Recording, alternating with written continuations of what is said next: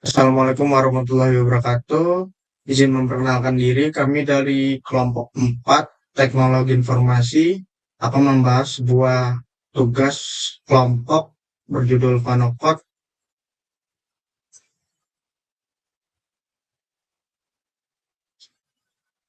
Berikut adalah anggota kelompok kami. Yang pertama, saya Muhammad Akbar Bayaki dengan NPM 2257051002. Halo, ada saya sendiri Aimar Abipasah dengan NPM 2217051121.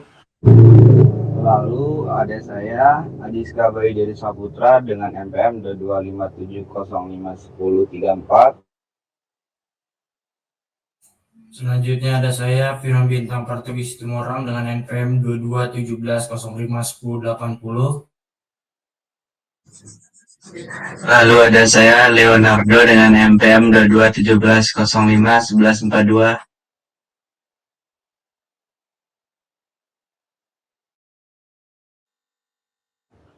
Selanjutnya di sini daftar isi dari kelompok 4 dengan materi Vanokot terdiri dari 7 daftar isi. Yang pertama di sini ada latar belakang Vanokot. Lalu selanjutnya di sini ada tujuan Vanokot, lalu permasalahan Vanokot, solusi Vanokot, kesimpulan Vanokot, contoh Vanokot, dan juga penutup.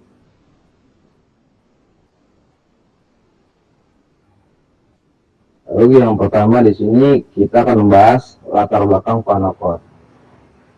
Vanokot adalah sistem pengkodean data yang dikembangkan oleh Mario Vano pada tahun 1949. Sistem ini digunakan untuk mengkodekan simbol dalam string biner, di mana setiap simbol diberi kode panjang tetap yang berbeda. Vanokot memiliki beberapa sifat yang membuatnya ideal untuk aplikasi tertentu, seperti komunikasi data yang bising atau penyimpanan data yang padat. Berikut adalah data dari Roberto Marlo Robert Vano 11 November 1917 sampai 13 Juli 2016. Adalah seorang ilmuwan komputer Italia Amerika dan profesor teknik elektro dan ilmu komputer di Massachusetts Institute of Technology. Dikutip dari HTTP and Wikipedia Wiki Robert Vano.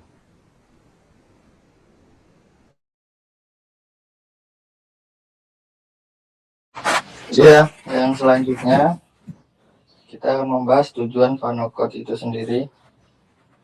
Ya, tujuan yang pertama adalah efisiensi, di mana kemampuannya untuk meminimalkan panjang rata-rata code word.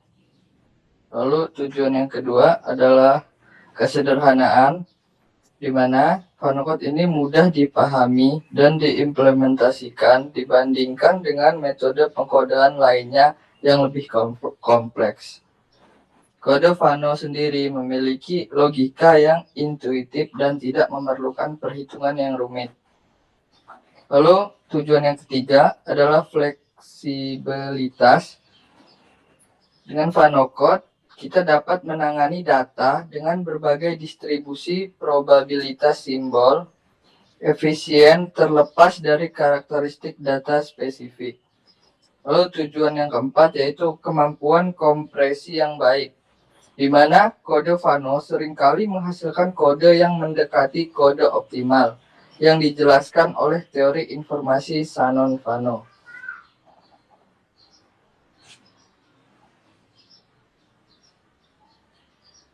Ya, selanjutnya di sini ada beberapa permasalahan Vanokot.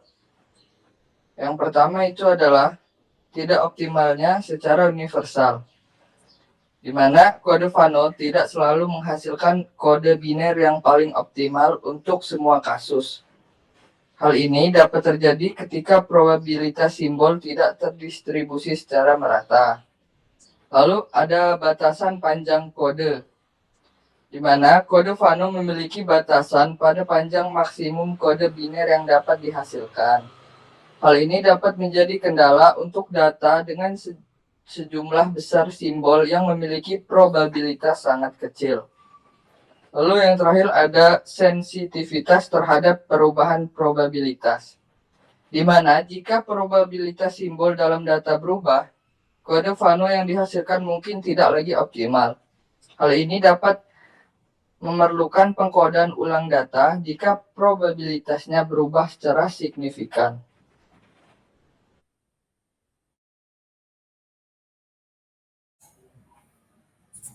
Selanjutnya itu ada solusi VanoCode. Kita tadi udah lihat apa aja yang ada di permasalahan dari VanoCode. Selanjutnya itu di solusi VanoCode. Solusinya itu ada 3. Yang pertama itu gunakan metode kompresi yang lebih canggih. Contohnya itu seperti Huffman coding atau arithmetic coding.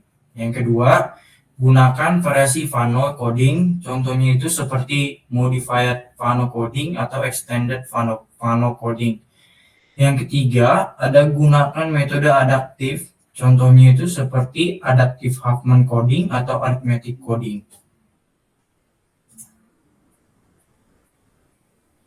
Selanjutnya ada kesimpulan dari VanoCode itu sendiri. VanoCode itu dikembangkan oleh Mario Vano pada 1949, adalah sistem pengkodean data dengan panjang kode berbeda untuk setiap simbol, cocok untuk lingkungan data bising dan menyimpan data secara efisien. Meski demikian, tidak selalu menghasilkan kode optimal secara universal dan memiliki batasan panjang kode serta sensitivitas terhadap perubahan probabilitas simbol. Dalam kasus-kasus yang membutuhkan optimasi kode atau penanganan adaptif, metode seperti Huffman coding atau arithmetic coding lebih disarankan.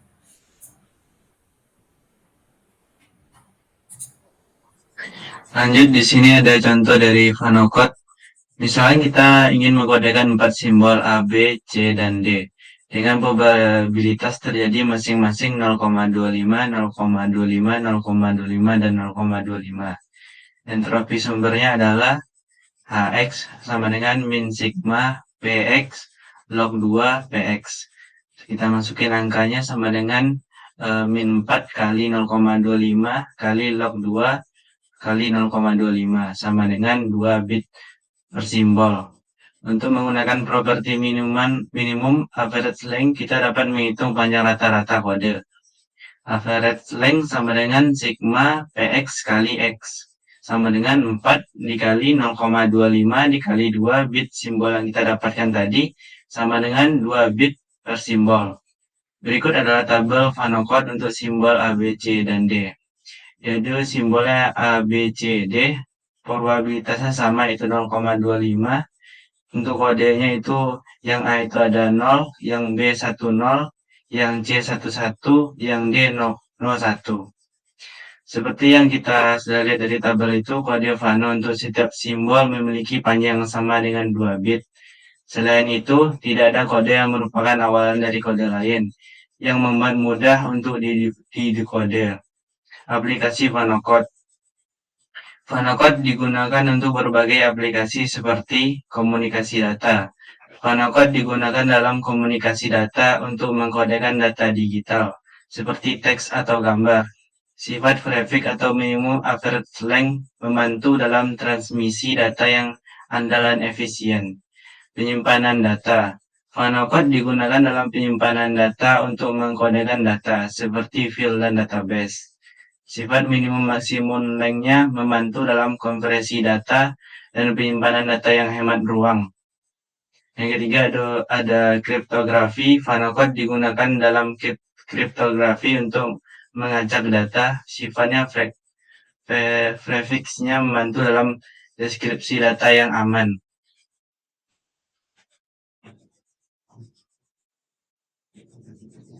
Ya, mungkin sekian dari kelompok kami presentasinya.